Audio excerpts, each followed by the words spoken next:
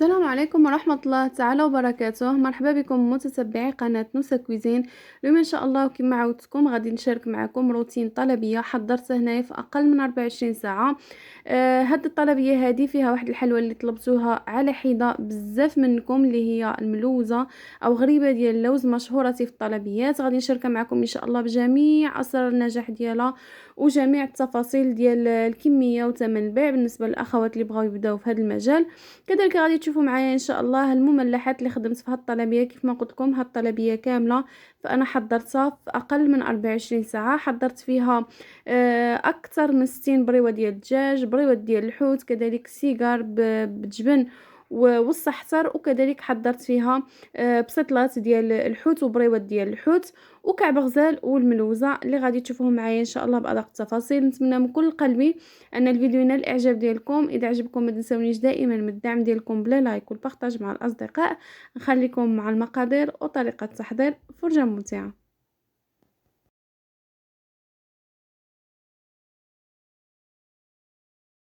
اذا على بركه الله المقادير. غادي نحتاج ان شاء الله كيلو ديال اللوز اللي يكون مفسخ وناشف، يعني كنخليوه ينشف مزيان مزيان، ومن الافضل انه يبات ليله كامله. كنطحنوه، ما كنطحنوهش حتى كنحصلوا على العقده فحال كعب غزال، وانما يبقى بهذا الشكل هذا. غادي نحتاج قشور ديال 2 حامضات، من الافضل يكون الحامض البلدي. وغادي نحتاج 500 غرام ديال السكر البودره، سكر كلاصي. والدقيق غادي نحتاج 220 غرام ديال الدقيق الابيض. بالنسبه للبنات اللي كيسقسوني على الدقيق في هذه الغريبه هذه او ملوزه فهي ضروريه لانها كتخليها تبقى واقفه. غادي نحتاج كذلك هاد الميغاغوم ديال الحامض، اللي اول حاجه كيعزز لنا نكهه الحامض في الغريبه ديالنا، يعني كيجي بنين وكيعطينا داك اللوين اللي كيجي صفيفر اللي كيميز هاد الملوزه او هاد الغريبه هذه في الحلوى ديالنا. صافي هنا ضفت واحد شويه. غادي نحتاج 4 معالق كبار ديال الزبده مذوبين، هنا طبعا الزبده تكون سبيسيال نوع جيد. غادي نحتاج 2 ساشيات ديال الفاني. وغادي نحتاج كذلك هنا 4 معالق كبيره ديال مربى المشمش. يكون خفيف، ما تستعملوش المربى اللي كيكون خاص بالاكل، هذا خاص بالحلويات. استعملوا داك اللي كيكون خفيف ما فيهش الطروفه. غادي نحتاج ملعقتين كبيرتان ديال الماء الزهر، يكون نوعيه جيده، او استعملوا ماء زهر اللي كيكون مقطر على اليد. صافي هنا غادي نحتاج كذلك ساشي ديال خميره الحلويات من فئه 8 غرام. وغادي نحتاج ساشيه اخرى ماشي كامله، يعني فقط تقريبا واحد 6 غرام د خميره الحلويات الاخرى. وغادي نجمع طبعا الخليطه ديالي بالبيض. هنا بدايه غادي نخلط هاد العناصر مع بعض مزيان مزيان بهذه الكيفيه هذه، ونحاول ما امكن يعني بيدي ندعك مزيان مزيان داك اللوز مع الدقيق مع السكر كلاصي وكذلك مع الحامض والنكهه الحامض اللي عملنا باش كيتفاعلوا مع بعض، يعني تجانس مكونات مع بعض. وكذلك ديك القشور ديال الحامض ملي كنحكوه هكذا في اللوز كيعطي النسمه ديالو، يعني كيزيد ينسم لنا الخليط. كنحصلوا على هذا الشكل هذا. غادي نضيف له هنايا الزبده من بعد ما ذوبناها 4 معالق كبيره. غادي نضيف كذلك 4 معالق كبيره ديال مربى المشمش الخاص بالحلويات، يعني كيكون خفيف ما يكونش شيء فيه الطروفه كيف ما قلت لكم من قبل. وغادي نحتاج ملعقتان فقط كبيرتان ديال الماء الزهر باش كنسمو كذلك الملوزه ديالنا. غادي نزيد كذلك هنا الساشيات ديال الفاني. هنا طبعا الفانيليا ممكن تستغناو عليها، يعني ماشي ضروريه، يعني اللي بغات تحتفظ فقط بالنكهه الحامض والقشور د الحامض فممكن. صافي هنايا غادي نخلطوا. هاد المرحله مهمه، كنخلطوا هاد العناصر مزيان مزيان وكنحاول انني ندعك داك اللوز جيدا. هذا سر من اسرار النجاح ديال الغريبه ديال اللوز، هي ان الخليط خصو يكون مدلوك مزيان مزيان كيف ما كتشوفوا بهذه الكيفيه. عاد غادي نضيف 2 صفار ديال البيض. بدايه كنوضع غير صفار ديال البيض كيف ما قلت لكم باش كنحافظ على داك اللوين اللي كيكون مميز في الحليوه ديالنا. هنا غادي نخلط مزيان مزيان هاد العناصر بهذه الكيفيه وندعك جيدا كيف ما كتلاحظوا. عاد غادي نزيد لها البيض. هنايا بالنسبه للبيض فكنطرب، انا هنايا طربت 2 حبات ديال البيض في واحد الزليفه صغيره، وكنزيد غير شويه بشويه لان بعض المرات كيكون اللوز ميدم في الخليط كيكون خفيف، ما كيحتاجش اننا ما كيحتاجش شي كميه كبيره ديال البيض كيف ما كتلاحظوا. وكذلك باش ما توضعوش مثلا بيضه كامله باش ما يجرى لكمش الخليط، لان اذا جرى لكم اكيد غادي تسيح في الفران. هنا فقط اكتفيت غير ديك الكميه ديال البيض اللي ضفت غير شويه، يعني فقط بيضه ماشي كامله مع صفار بيضتان لان اللوز عندي ميدم. كنحصل على هاد الخليط هذا او هاد القوام هذا، يعني تكون شابره في راسها، ما تكونش خفيفه. غادي نوضعها هنايا في الطبيصل وغادي نغطيها بالسلوفان وغادي نبيتها في الثلاجه، لانني حيدت عليا تمام باش نختصر الوقت، يعني تصبحات غادي نحتاجها، ولكن كنبيتها بدون خميره حلويات. يعني في هذا الاثناء عاد غادي نزيد لها خميره الحلوى. كيف ما قلت لكم غادي نضيف لها 8 غرام الاولى، وغادي نضيف واحد 6 غرام اخرى ديال خميره الحلويات. طبعا هنايا انا خليتها ترتاح. عاده اذا بغيتوا تخدموا بها قبل ما تطيبوها ضروري تخليوها ترتاح واحد 20 دقيقه حتى 30 دقيقه. ضروري ضروري ترتاح، لان كذلك هذا سر من اسرار الغريبه د اللوز، كلما ارتاحت كلما كانت افضل. ولكن من الافضل اذا خليتوها ترتاح بزاف فخليوها بدون خميره. اذا عملتوا الخميره ما تفوتوش 30 دقيقه. صافي هنايا ضروري من الميزان في هاد الحلوى هذه باش كتجيكم قاده الشكل ديالها كيجي معوض. هنا غادي نوضع كل كويره فيها 25 غرام. 25 غرام يعني باش تحصلوا على الشكل او على الحجم اللي شفتوا معايا في بدايه الفيديو.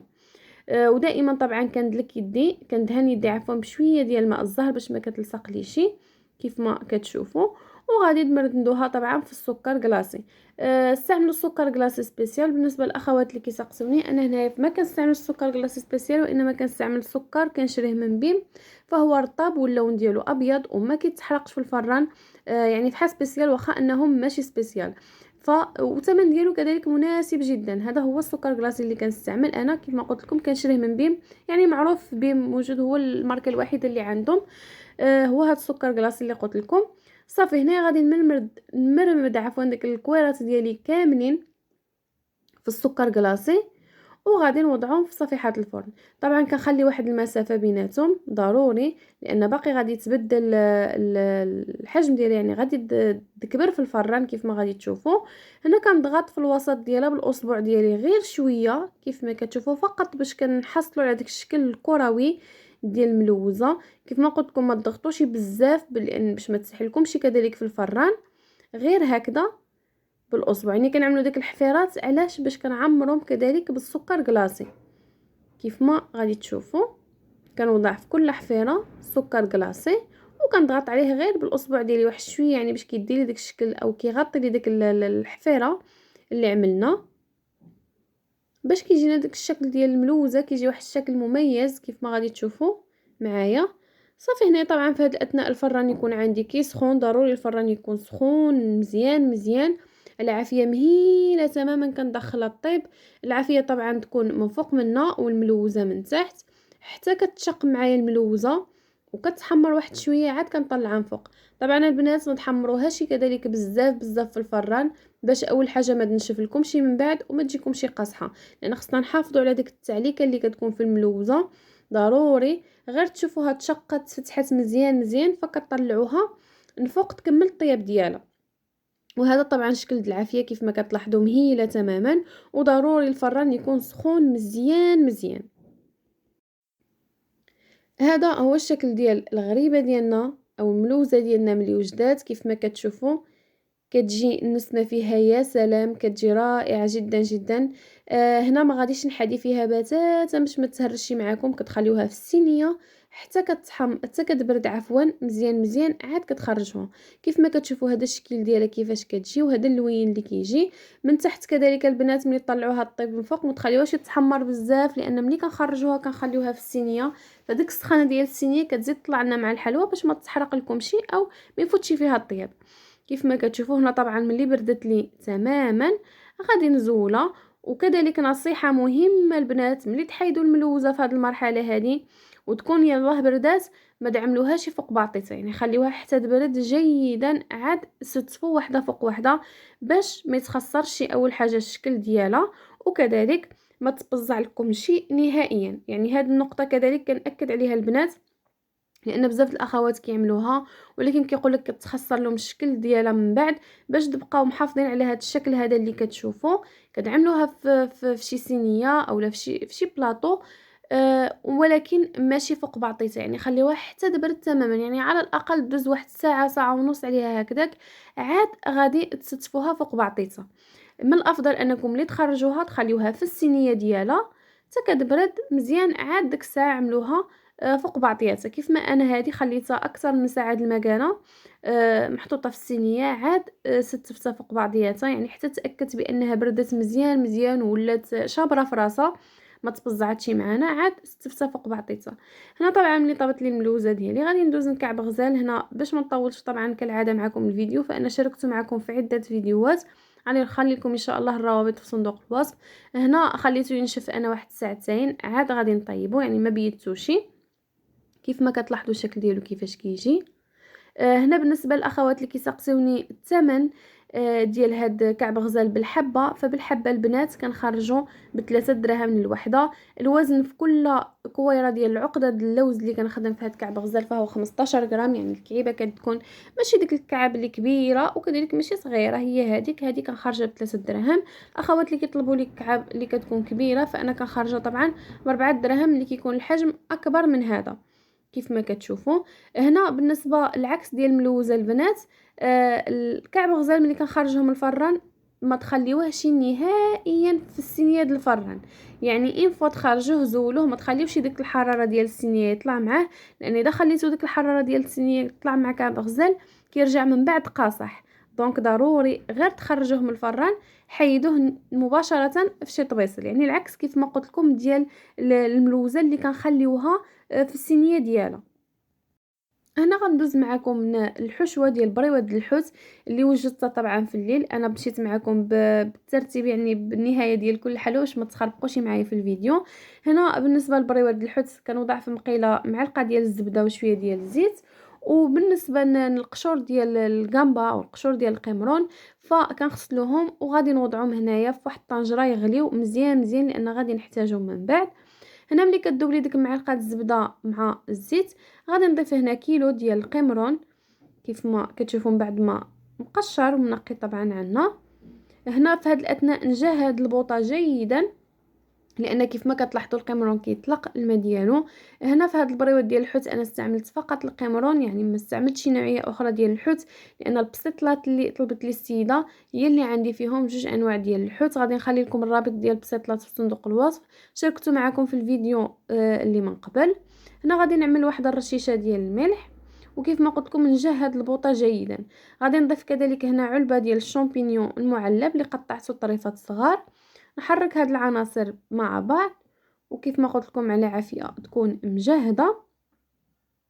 هنا غادي نزيد نص حامضه مصيره مقطع رقيق، وغادي نزيد كذلك راس ديال الثومه مدهوس، ونحرك هاد العناصر مزيان مزيان. هذه اسهل طريقه تحضروا بها هاد الحشوه هذه وكتجي بنينه بزاف بزاف. التوابل غادي نوضع الابزار، غادي نوضع كذلك السكينجبير، وغادي نوضع كذلك الخرقوم البلدي، وغادي نزيد كذلك شويه ديال التحميره او البابريكا كيف ما كتشوفوا. وغادي نضيف كذلك هنايا شويه ديال الهريسه، انا هنا ضفت غير واحد نص معلقه صغيره، كتبقى حسب الذوق، يعني كاين اللي كيبغي الحار كاين اللي ما كيبغيهش. انا ضروري ما نضيف شويه ديال الحار سواء في البسيطلات ديال الحوت اولا البريوات ديال الحوت، يعني كتجي ضروري الحار كيتواتى مع الحوت. صافي هنايا غادي نحرك هاد العناصر مزيان مزيان ونخلي الخليط ديالي ينشف. في هاد الاثناء غادي نجيب الشعريه الصينيه ديالي، ديك الماء اللي كنا ديجا غلينا من قبل مع القشور ديال الجامبا، فانا غادي نصفيهم على ديك الشعريه الصينيه كيف ما كتشوفوا، ونخليوها ترطب في داك الماء هذاك. طبعا داك الماء غادي نضيفو معاه ملي يكونوا كيغلى، نسيت ما قلتها لكمش في الفيديو، ريقه الرند وضريسات ديال الثومه باش كيجي الماء منسم. صافي من بعد ما كتشرب لنا داك الماء وكنقطعوها رقيق غادي نضيفها على الخليط ديالي كيف ما كتشوفوا، من بعد ما حيدته طبعا من فوق البوطه، ونحرك مزيان مزيان حتى تتشرب لي ديك الشعريه الصينيه اللي قامه. غادي نزيد لهنايا شويه الزيتون خضر مقطع اللي كيبقى اختياري، وطبعا شويه القزبر والمعدنوس كذلك مقطعين رقاق، وغادي نحرك العناصر جيدا. انا غادي نبيت عفوا الحشوه في الثلاجه يعني حتى الصباح عاد غادي نلويهم تتقرب تجي السيده باش تدي البريوات ديالها سخونين كيف ما كتشوفوا. وبالنسبه للطريقه المعتمده عندي في الطي ديال البريوات فانا كندهن دائما سطح العمل بالزيت، كنفرش عليه الورقه وعاد كنوضع الحشوه في الورقه ديال البسطيله وكنلوي. هاد الطريقه هذه كتخليك تلوي واحد الكميات اللي كثيره ديال البريوات في واحد الوقت اللي وجيز جدا. يعني هذه الطريقه المعتمده عندي سواء في البريوات ديال الدجاج سواء في البريوات ديال الحوت، يعني جميع انواع المملحات، فانا كنطويهم بهذه الطريقه هذه. هنا كيف ما كتشوفوا البريوات ديالي. وطبعا السيجار ديال الجبن ما شاركتش معكم الطريقه لانني شاركتها في الفيديو اللي من قبل. فكيف ما قلت لكم هذا السيجار هذا كيتطلب لي بكثره، فهذه كانت كوموند اخرى مر الكوموند اللي شاركت معكم، حتى هي كان فيها السيجار ديال الجبن، وكان فيها هذه البريوات ديال الحوت وبسيطلات كذلك وبريوات ديال الدجاج. هنا طبعا هذه الكميه هذه ديال اللي خدمت معكم فهي كتخرج تقريبا 40 حبه ديال البريوه ديال الحوت. كيف ما كتشوفوا هنا ملي كملت البريوات ديالي ديال الدجاج والحوت ولي سيجار، هنا كانت سالات لي ورقه التسطيله فما كملتش الكميه اخرى ديال السيجار ديال الجبن، عملت فقط العدد ديال السيده اللي بغاتو.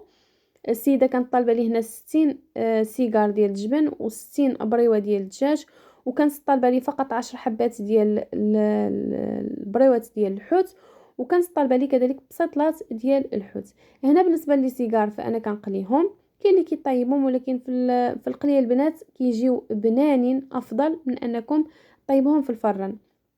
هنا ملي طيبت الملح ديالي هادو البريوات ديال الدجاج ملي طابو، لي سيجار ديال الجبن كذلك ملي وجدوهم بعد ما قليتهم كيف ما كتلاحظوا، وكذلك هنا عندي البريوات ديال الحوت والبسطلات ديال الحوت من بعد كذلك ما طابوا. هنا ما شاركتش معكم طريقه بسطلات الحوت لانني ديجا شاركتها معكم في الفيديو اللي قبل، غنخلي لكم الرابط في صندوق الوصف.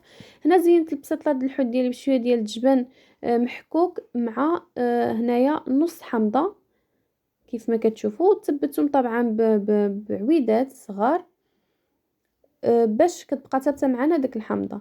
صافي كيف ما قلت لكم هنا البنات بالنسبه لكعب غزال هنايا 500 غرام ديال اللوز فكنحصل فيه على 50 حبه ديال كعب غزال، تقريبا كيلو وشي حاجه، يعني ماشي 2 كيلو ماشي 2 كيلو كامله ديال كعب غزال، ماشي حتى كيلو ونص، فقط كيلو واحد 350 غرام اللي كنحصل عليها بالكيلو عبار. ثمن هنايا الحبه كيف ما قلت لكم بهذا القياس هذا كنخرج 3 دراهم للحبه، واذا كانت كبيره على هكذا فانا كنخرجها ب4 دراهم للحبه. بالنسبه للغريبه ديال اللوز فالسيده كانت طالبه لي هنا كيلو عبار بوحدو، وكانت طالبه لي كذلك 25 حبه اللي بوحده. بالنسبه لثمن الحبه البنات فانا كنخرجها ب3 دراهم للحبه فاش كيكون اللوز رخيص، وطبعا ملي كيطلع الثمن ديال اللوز فانا كنخرجها ب4 دراهم للحبه. هنا كيف ما كتشوفوا كيلو عبار كيطيح تقريبا واحد 38 حتى 40 حبه في كيلو عبار. انا ما حسبتش بالضبط ولكن المهم ما كيفوتش 40 كحد اقصى.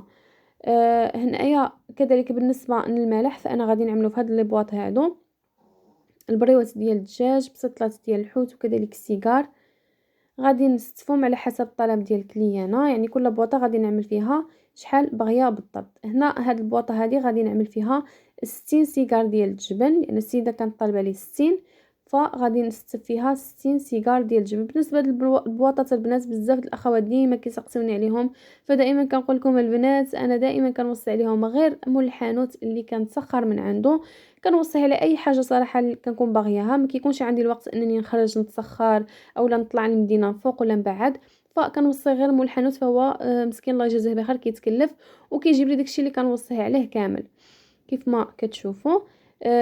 هنايا كذلك غادي نوضع البريوات. بالنسبه للبريوات البنات ديال الدجاج فهاد البواطه هذه كتهز واحد 25 بريوه ديال الدجاج. هنا غادي نوضع 5 ديال البسطلات ديال الحوت مع بريوات ديال الحوت كذلك، وغادي نستف الكميه الاخرى ديال بريوه الدجاج. بالنسبه للثمن البنات ديال بريوه الدجاج فانا كنخرجهم 4 دراهم للوحده، كنت كنخرجهم في شي وقت 3 دراهم اللي كانت الامور يعني مرطبه وكانت الاقامه رخيصه، مي دابا كلشي غالي ف3 دراهم ما كيسلكوش نهائيا، دونك فانا كنخرجهم دابا ب4 دراهم للوحده. بالنسبه للبريوات ديال الحوت كنخرجهم البنات ب5 دراهم للوحده، وبالنسبه للسيجار ديال الجبن فانا كنخرجهم ب2 دراهم للوحده. وبالنسبه للبسطلات الحوت فانا كنخرجهم 12 درهم للوحده، يعني البريوات 5 دراهم والبسطلات 12 درهم للوحده لان كيهزوا كميه اكثر. هذا الشكل ديال الطلبيه ديالنا من بعد ما وجدات كيف ما كتشوفوا، من بعد ما اونباليت كل حاجه في بلاصتها. بالنسبه لثمن الكيلو الملح، فصراحه البنات انا عمري خرجت الملح بالكيلو، دائما كنخرجه بالحبه مهما كان العدد ديالو، ما عمري خرجته بالكيلو. وبالنسبه للحلوى كيف ما قلت لكم كعب غزال 130 درهم للكيلو، الملوزه 130 درهم للكيلو، بالنسبه للحبه 3 دراهم للوحده. هذا الشكل النهائي د لا كوموند. نتمنى حبيباتي الفيديو اليوم يكون فيه افاده للجميع، تجربوا هاد الوصفات وتنجح معكم وتخدموا بهم كذلك حتى نتوما في المنازل ديالكم. اذا عجبكم الفيديو ما تنسونيش دائما من الدعم ديالكم بلي لايك والبارطاج مع الاصدقاء. نقول لكم الى اللقاء.